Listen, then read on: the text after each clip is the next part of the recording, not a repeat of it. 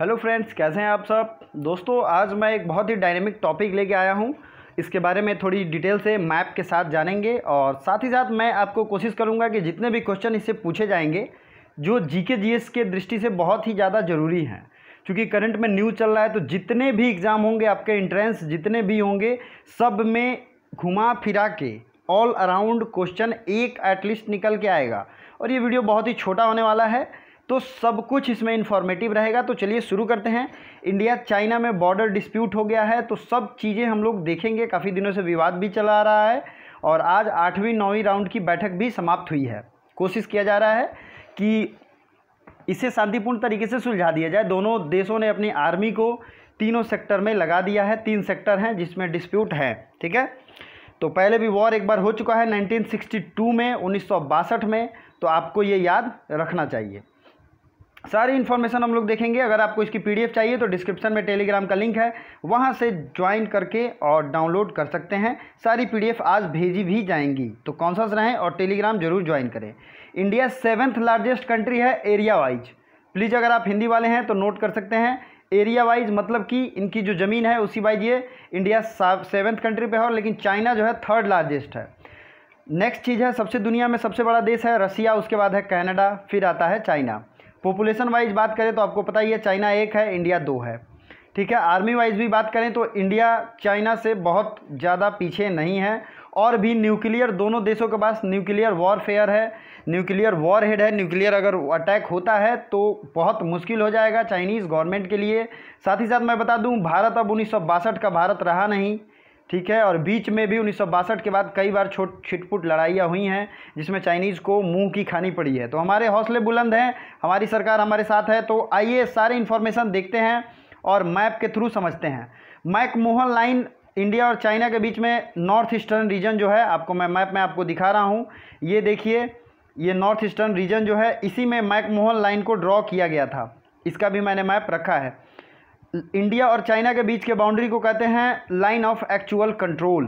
क्या कहते हैं? Line of actual control.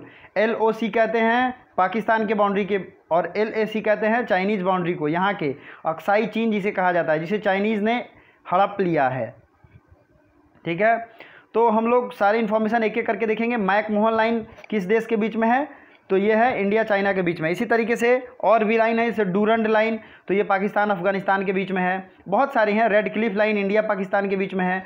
38 degree समानांतर रेखा, 49 डिग्री समानांतर रेखा, इस पर मैंने एक अलग वीडियो बनाया हुआ है, ज्योग्राफी के प्लेलिस्ट में आपको मिल जाएगा, मैं लिंक भी शेयर कर दूंगा। प्रॉब्लम कहाँ है? प्रॉब्लम इस बार की हुई है 3 जगह पर। ध्यान देखिए, गालवन वैली, वैली आप समझ रहे हैं, 2 पहाड़ है उसके बीच की जगह, ये वैली कही जाती है। वैली, गालवन वैली है वेस्टर्न सेक्टर में। पंगांग सो लेक है, जिसका नाम मैं बार बार करंट अफेयर्स में बताता हूँ। पंगांग सो लेक ये कहाँ है? ये है ईस्टर्न लद्दाख में, ठीक है। नाकुला इन नॉर्थ सिक्किम। आइए इन तीनों को मैप से देखते हैं। तो ये रहा मैप। अब आपको फोकस करना है कुछ कुछ इंपॉर्टेंट जगहों पे। मैंने अभी क्या बताया आपको, कुछ दिन पहले डोकालाम, डोकालाम आपने नाम सुना होगा, वहाँ पे स्टैंड ऑफ हो गया था, दोनों ने अपनी आर्मी डिप्लॉय कर दी और काफ़ी चिंता वाली बात हो गई थी। 3 सेक्टर में हम बांट सकते हैं। और एक चीज़ आप ध्यान रखोगे, ये जो किलोमीटर दिया है ये भारत सरकार के द्वारा अप्रूव नहीं है। दरअसल 3933 किलोमीटर ही एक्चुअल बाउंड्री लाइन है, लेकिन कुछ डिस्प्यूट है तो थोड़ा सा वेरिएशन होगा, ये आप समझ सकते हो। अब बात करते हैं इंडिया चाइना के बीच में। अगर 4050 किलोमीटर बाउंड्री है, अगर ये मानते हैं, तो 3290 तो डिस्प्यूट है हमारी, उनसे इस पे मतभेद चल रही है। 3 सेक्टर में बांटा गया है। इंडिया ने बांटा है वेस्टर्न सेक्टर, ये सेक्टर है, और ये ईस्टर्न सेक्टर है, ठीक है। ये लिस्ट कंट्रोवर्शियल है। हिमाचल परसेंट, उत्तराखंड, ये बहुत कम चाइनीज से हम लोग का पंगा हुआ है। लेकिन आपको क्या देखने को मिला होगा, कुछ दिन पहले काला पानी का एक जगह है जो कि उत्तराखंड का जगह है, उसे नेपाल ने अपने मैप में दिखा दिया है। किसके बहकावे पे, कहने पे? तो ये भी चाइना है। तो आप समझ सकते हो यहाँ भी उसने उंगली करनी शुरू कर दी है, तो मुंह की खाएगा वो, आपको इससे समझना चाहिए। अब देखते हैं सिक्किम चाइना रीजन। ये हो गया। पहले तो वेस्टर्न साइड में देखते हैं, लद्दाख रेंज है, जम्मू एंड कश्मीर 2150 किलोमीटर है, लेकिन यहीं पे है अक्साई चीन, जिसे चाइना ने कवर अप किया है। नेक्स्ट है, अगर बात करें हम लोग, 2 यहाँ डिस्प्यूटेड प्लेस है। एक तो नाकुला यहाँ पे सिक्किम में है, आप इसे देख सकते हो अभी के टाइम में, ठीक है। नाकुला दर्रा। तीसरा था डोकालाम जो कि भूटान के पास था। तो ये दोनों तो रिसेंट के ईयर्स में हो चुके।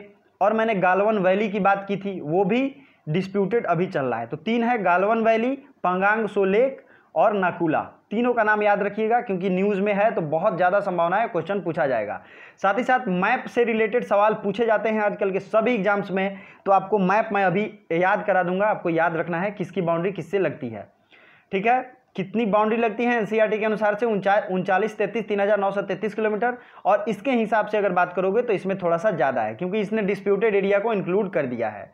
डिस्प्यूटेड टेरिटरीज क्या है? अरुणाचल प्रदेश को पूरा चाइनीज कहते हैं कि मेरा है। ठीक है, उन्होंने इसकी रजिस्ट्री करा ली है। जैसे बेवकूफ़ी भरी बातें वो लोग करते हैं तो आपको परेशान नहीं होना है, आपको रेशनल तरीके से सोचना है। और अक्साई चीन को लद्दाख बॉर्डर पे जो है उसको भी कहते हैं कि ये मेरा इलाका है। इन सब विवादों के चलते लड़ाई भी हुई थी 1962 में। ये सारी चीज़ें हम लोग देख रहे हैं। तो ये आपने समझ लिया, नाकुला, नॉर्थ सिक्किम, पंगांग सो और गालवन वैली। अब बढ़ते हैं आगे। आपने ये देख लिया मैप में कि किससे किसकी बाउंड्री लगती है। चाइनीज़ टेरिटरी की अगर बात करें तो अरुणाचल प्रदेश से लगती है और ये भूटान से तो लगती है, जिससे फ्रेंडशिप ट्रीटी है भारत की। भारत की दोस्ती का रिश्ता बहुत अच्छा है भूटान से। और ये कौन सा छोटा देश है? सिक्किम। तो अब आते हैं नेक्स्ट मैप पे। अक्साई चीन के इलाके पे विवाद की वजह से 1962 में लड़ाई हो चुकी है और नॉर्थ ईस्ट में भी उस समय कुछ डिस्प्यूट चलता था। मैंने बताया ना, पूरा अरुणाचल प्रदेश को अपने मैप में दिखा देता है और कहता है कि वो मेरा है। अब क्वेश्चन जो जो पूछे जाएंगे उसको देखते हैं। पंचशील समझौता हुआ था एक जवाहरलाल नेहरू और चाउ इन लाई के बीच में। ठीक है, तिब्बत के डिस्प्यूट की वजह से पंचशील समझौता। क्वेश्चन डायरेक्ट पूछा जाता है कि पंचशील समझौता कब हुआ था? 1954 में। चाउ इन लाओ थे और जवाहरलाल नेहरू, इन दोनों के बीच में। इसमें 5 सिद्धांत थे जो कि मैं आपको बता देता हूं। बहुत ज़्यादा सिद्धांत कहीं नहीं पूछे जाते हैं। अगर आप पॉलिटिकल साइंस के स्टूडेंट हैं तो आपको ऑटोमेटिकली पता चल जाएगा। इसमें था कि एक दूसरे का रिस्पेक्ट करना, टेरिटोरियल इंटीग्रिटी एंड सोवरेनिटी को मेंटेन करना, एग्रेशन नहीं होना, non interference in each others internal affairs, equality and mutual benefit, peaceful को एग्जिस्टेंस। आपको ये सब चीज़ें ध्यान रखनी है, पीसफुल को एग्जिस्टेंस होना है। अब कुछ नदियां हैं जो कि चाइनीज टेरिटरी से निकलती हैं, जैसे ब्रह्मपुत्रा नदी है, इसे वहां पे कहते हैं सांगपो। सांगपो निकलती है। फिर अगर बात करें तो सिंधु नदी भी निकलती है चाइनीज टेरिटरी से। तो ये ऐसी नदियां हैं जो कि निकलती हैं चाइनीज टेरिटरी से। अब मैं आपको यहाँ पे मैप दिखाया हूँ लेकिन इसकी बहुत ज़्यादा डिटेल नहीं बताऊँगा। ठीक है, क्योंकि इसको मैंने ऑलरेडी कवर अप करा दिया है ज्योग्राफी सेक्शन में। नदियों के 3 पार्ट में वीडियो है, विथ मैप भी मैंने बताया है, तो वहाँ पे आपको बेटर समझ में आएगा। अदरवाइज वीडियो बहुत लंबा हो जाएगा। तो इसमें बात करने के लिए सबसे ज़्यादा जरूरी है कि ब्रह्मपुत्रा जो है सबसे ज़्यादा असम में ट्रैवल करती है और इंडिया में घुसती है अरुणाचल प्रदेश के त्वांग नामक जगह पे। ठीक है, इसे सांगपो तब तक कहते हैं और जब ये अरुणाचल में कुछ दूरी तक आ जाती है तो फिर इसे ब्रह्मपुत्रा कहते हैं। नेक्स्ट है माजुली द्वीप समूह, आपको पता ही है असम में है और ब्रह्मपुत्रा नदी का द्वीप समूह ही है। कुछ दर्रा है जिससे सवाल आएगा, जैसे कि दिहांग पास, बुमला, देख सकते हैं यहाँ बोमडिल्ला, ये सब अरुणाचल प्रदेश में है। नाथुला कहाँ है? सिक्किम में। बहुत बार संभावना है पूछने का। नाथुला सिक्किम में। ठीक है, जरूर याद रखिए। बोमडिल्ला अरुणाचल प्रदेश में। टूंगा पास ये जो है अरुणाचल प्रदेश में है। बुमला पास। कम से कम इतने जरूर याद रखिए। अगर इससे ज़्यादा आपको याद करना है कम से कम इतना जितना मैंने बताया, क्योंकि ये डिस्प्यूट में है। तो आप योंग यापला याद कर सकते हैं, ये भी एक पूछा जाता है। दिहांग पास भी एक टेरिटरी है जो कि एग्जाम में आ सकता है। तो पास पूछे जाते हैं, नदी पूछे जाते हैं जनरली एग्जाम में। फिर कहते हैं कि कुछ ग्रुपिंग्स हैं जिसमें इंडिया और चाइना एक साथ हैं, जैसे कि ब्रिक्स। बी से होता है ब्राज़ील, रसिया, इंडिया, चाइना और साउथ अफ्रीका। इसकी स्थापना हुई थी 2006 में और इसमें साउथ अफ्रीका जुड़ा है 2010 में। इस ब्रिक्स ने एक बैंक भी बनाया, न्यू डेवलपमेंट बैंक। ठीक है, पहले इसके अध्यक्ष थे केवी कामत सबसे पहले, तो आपको ये याद रखना है। इसकी स्थापना हुई थी 2014 में। तो यही सब सवाल पूछे जाएंगे। मैं फिर से बता देता हूँ, ब्रिक्स की स्थापना 2006 में, 2010 में साउथ अफ्रीका जुड़ता है और 2014 में न्यू डेवलपमेंट बैंक की स्थापना की जाती है। ठीक है, दूसरा इसका हेड क्वार्टर कहाँ है?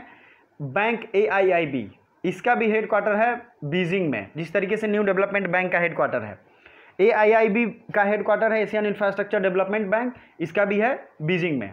संघाई कोऑपरेशन ऑर्गेनाइजेशन, ये एक ऑर्गेनाइजेशन है जिसमें इंडिया रिसेंटली ही मेंबर बना है 2017 में। ठीक है। तो इसमें रसिया ने इंडिया को प्रपोज किया था और चाइनीज़ ने पाकिस्तान को प्रपोज किया था। तो ये 2017 में इंडिया और पाकिस्तान दोनों को मेंबर बनाया गया। तो चाइनीज़ जो है पाकिस्तान के थ्रू भी पाकिस्तान की बहुत हेल्प करते हैं। आपको तो ये पता भी होगा, किसी और वीडियो में अच्छे से मैं बताऊंगा। न्यू डेवलपमेंट बैंक यहाँ मैंने दिखा दिया। अब देख लेते हैं चाइनीज़ से किसकी किसकी बाउंड्री कहाँ कहाँ लगती है।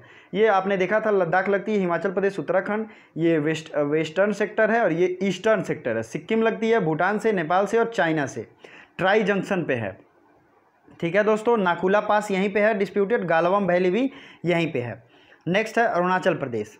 आपको ये तो इसको बारे में मैंने बताया ही है। अब देखते हैं चाइनीज़ एशिया के मैप में इनकी बाउंड्री लगभग 17 देशों से लगती है, लेकिन इनकी किसी से नहीं बनती है। मैं बता दूं 14 देशों से इनका बाउंड्री डिस्प्यूट चल रहा है। तो ये बहुत एक तरीके से एग्रेसिव कंट्री है और ये दुनिया में एक सुपर पावर बनना चाहती है, इसकी वजह से इनका ये हाल है। तो चाइना से देख लेते हैं, एक तरीके से नॉर्थ कोरिया की बाउंड्री लगती है, नॉर्थ कोरिया की ये सपोर्ट भी करते हैं। ऊपर मंगोलिया है।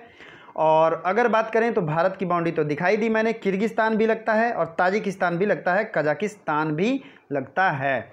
चाइनीज़ टेरिटरी है ताइवान। ठीक है, वन चाइना पॉलिसी के तहत इस पर चाइना जो है रूल करता है। थोड़ा सा डेमोक्रेटिक माहौल यहाँ है, लेकिन यहाँ भी वो बहुत ज़्यादा ज़्यादती कर रहा है और इसकी वजह से भी बहुत आप न्यूज़ में सुनते होंगे। यहाँ की जो दूसरी बार प्रेसिडेंट चुनी गई हैं वो सेम व्यक्ति हैं और उन्होंने चाइना से अलग होने की मांग की है।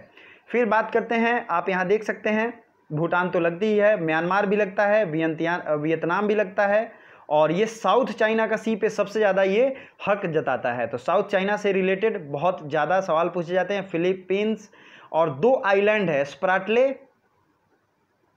स्प्राटले आइलैंड पे ये चाइनीज़ कहते हैं कि ये पूरा का पूरा मेरा है। और पार्सल आइलैंड, 2 आइलैंड है जिनको चाइनीज़ यहाँ साउथ चाइना सी में कहते हैं कि ये पूरा का पूरा मेरा है और ये डिस्प्यूटेड है। साथ ही साथ चाइना पाकिस्तान के थ्रू बहुत सारे हेल्प करता है।